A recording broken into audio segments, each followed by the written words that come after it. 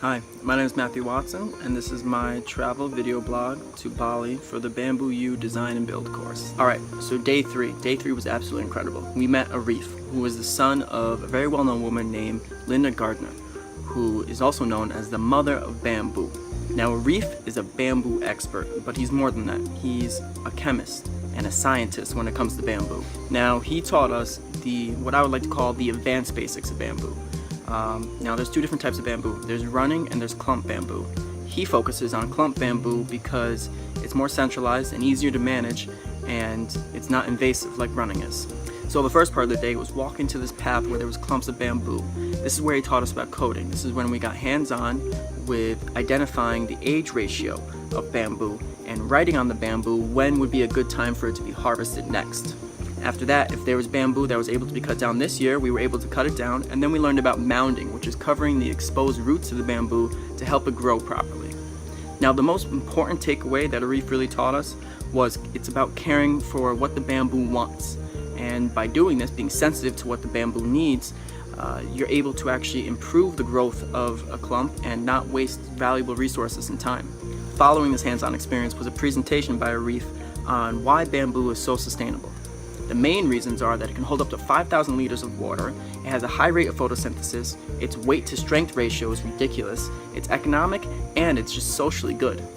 Then we learned about treatment of bamboo and got hands-on experience by mixing the boric acid, borax salt, and water properly, and then actually treating the bamboo. It was a long and intense day, but learned a lot from this man who was just a wealth of knowledge. Finally, we closed out the day with an amazing performance by this bamboo musician named Rizal, who actually custom builds his own bamboo instruments. Now, I'm gonna leave a link below because you have to check out this guy. He is absolutely phenomenal. That was day 3. It was long, but it was exciting. So today was amazing. Today was the first day that we actually just did strictly model making and design work.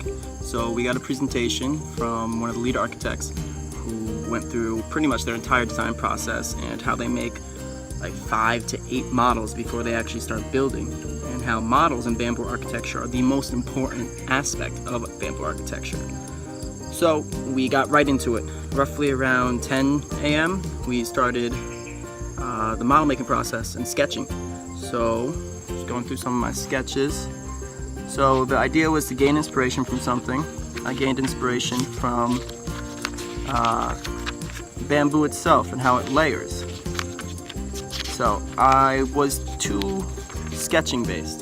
So I did way too much sketching in my sketchbook.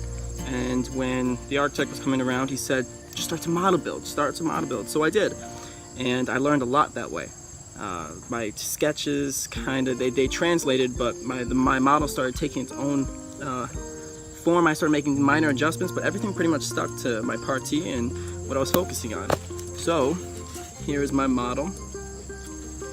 A little difficult to see out here, but pretty much my approach was being sensitive to my inspiration. Now the program that I chose was a classroom, so the heart of the actual classroom was in the center, and my partie was layering with bamboo, so I focused on the center being the most important part, and that's because in bamboo it layers growing inward. So you have the youngest piece on the outer, and then over each year it grows a layer that thickens it. Now the inside is most important because that's where all the water is drawn up to the leaves. So I put the classroom in the center and put all the focus there. But the unique aspect about my design was that I used a layering system, but also in roofing. So I have the main roof here, and then another roof underneath it, and one in the back. Now the reason for this is because it catches the air, and when the air comes in, it circulates through the classroom, and then there's something called the Venturi effect that takes all the hot air and brings it out the top. Now, after the end of this entire process, we finish around 4 p.m., all get brought outside into the group, and we didn't have enough time to go through everyone's design because there's 35 students in the class. So Laura Hardy and the other main people here were asked to choose 2 models each that they really liked, and they for the students to talk upon. And Laura Hardy, the first model she chose was mine, which was absolutely incredible because I was looking at everyone's models and I was just admiring how phenomenal they were. But she chose mine because she was interested in how the roofing system here becomes the wall and how inviting that is. And then I gave an explanation of it, and she actually showed some appreciation for how I took a theoretical approach, but then also had practicality behind it.